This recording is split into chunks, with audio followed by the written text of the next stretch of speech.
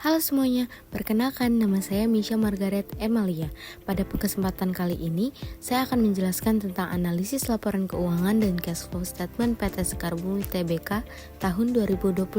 Sebelum membahas lebih lanjut, saya akan menjelaskan terlebih dahulu profil singkat PT Sekar Bumi Tbk. PT Sekar Bumi Tbk merupakan perusahaan yang bergerak di bidang industri makanan, khususnya pengolahan hasil laut makanan beku. Produk-produknya antara lain frozen shrimp, fishball, crab stick, tempura, dumpling, dan berbagai produk makanan beku lainnya yang dipasarkan dengan merek Vina. Produk perusahaan tidak hanya dipasarkan di Indonesia, tetapi juga diekspor ke berbagai negara. Oleh karena itu, perusahaan memiliki aktivitas operasional yang cukup besar sehingga pengolahan arus kas menjadi salah satu aspek yang sangat penting bagi keberlangsungan usahanya. Sebelum masuk ke laporan arus kas, saya akan menjelaskan secara singkat laporan keuangan lainnya karena semuanya saling berkaitan. Berdasarkan income statement, PT Sekar Bumi Tbk memperoleh penjualan bersih sebesar sekitar 3,01 triliun dan menghasilkan laba bersih sebesar 71,99 miliar. Hal ini menunjukkan bahwa perusahaan masih mampu memperoleh keuntungan selama tahun 2025. Laba bersih tersebut kemudian meningkatkan saldo laba pada statement of retained earnings, sehingga saldo laba akhir menjadi sekitar 331,66 miliar. Selanjutnya, berdasarkan statement of financial position, total aset perusahaan mencapai sekitar 2,32 triliun, sedangkan total liabilitas sebesar 1,27 triliun dan total ekuitas sebesar 1,06 triliun. Dari ketiga laporan tersebut, dapat disimpulkan bahwa secara akuntansi, perusahaan masih berada dalam kondisi yang cukup baik. Namun, untuk mengetahui apakah perusahaan benar-benar memiliki kas yang cukup, kita perlu melihat statement of cash flow. Statement of cash flow menunjukkan seluruh arus kas yang masuk dan arus kas yang keluar perusahaan selama 1 tahun.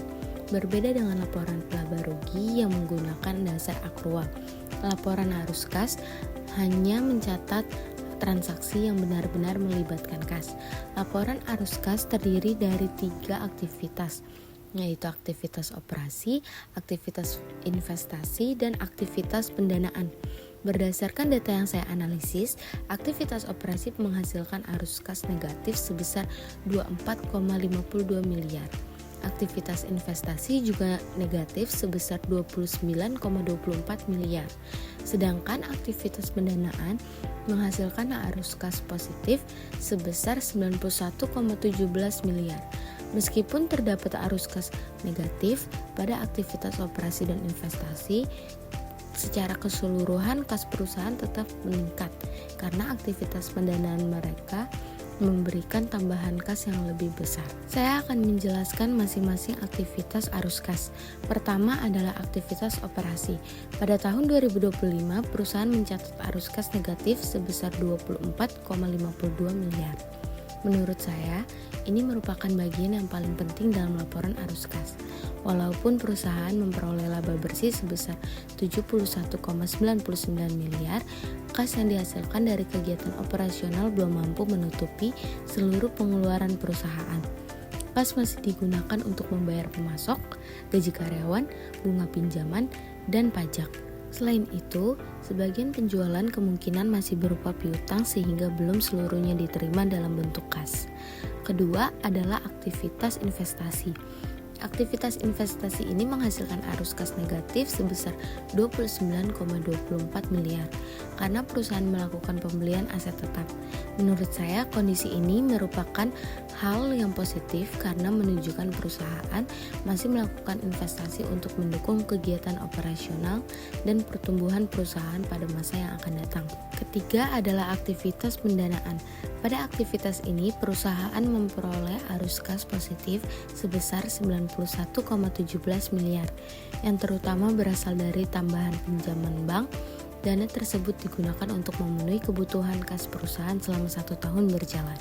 Nah, jika ketiga aktivitas tersebut dianalisis secara bersamaan, maka dapat disimpulkan bahwa saldo kas perusahaan meningkat dari sekitar 287,58 miliar menjadi sekitar 332,52 miliar pada akhir tahun 2025. Sekilas kondisi ini terlihat baik karena kas perusahaan bertambah. Namun, menurut saya, yang perlu diperhatikan bukan hanya jumlah kasnya, melainkan sumber kenaikan kas tersebut. Berdasarkan laporan arus kas, peningkatan kas lebih banyak berasal dari aktivitas pendanaan, bukan aktivitas operasional. Artinya, perusahaan masih bergantung pada pendanaan eksternal untuk menjaga posisi kasnya. Di sisi lain, perusahaan tetap melakukan investasi pada aset tetap, yang menunjukkan adanya upaya untuk meningkatkan kapasitas produktivitas perusahaan di masa mendatang. Oleh karena itu, tantangan utama perusahaan adalah meningkatkan kemampuan menghasilkan kas dari aktivitas operasional. Nah, kita udah masuk di kesimpulan nih. Berdasarkan seluruh analisis yang telah saya jelaskan, saya menyimpulkan bahwa PT Sekar Bumi Tbk masih berada dalam kondisi keuangan yang cukup baik. Perusahaan masih memperoleh laba, memiliki aset yang besar, meningkatkan saldo kas, dan tetap melakukan investasi. Namun, berdasarkan statement of cash flow, terdapat satu hal yang perlu menjadi perhatian, yaitu arus kas dari aktivitas operasi yang masih negatif. Hal ini menunjukkan bahwa laba yang diperoleh belum sepenuhnya berubah menjadi kas. Menurut saya, perusahaan perlu meningkatkan efisiensi biaya operasional, mempercepat penagihan piutang, mengolah persediaan secara lebih efektif, serta mengurangi ketergantungan terhadap pendanaan eksternal agar arus kas operasi dapat menjadi positif. Jadi, demikian presentasi yang dapat saya sampaikan. Terima kasih.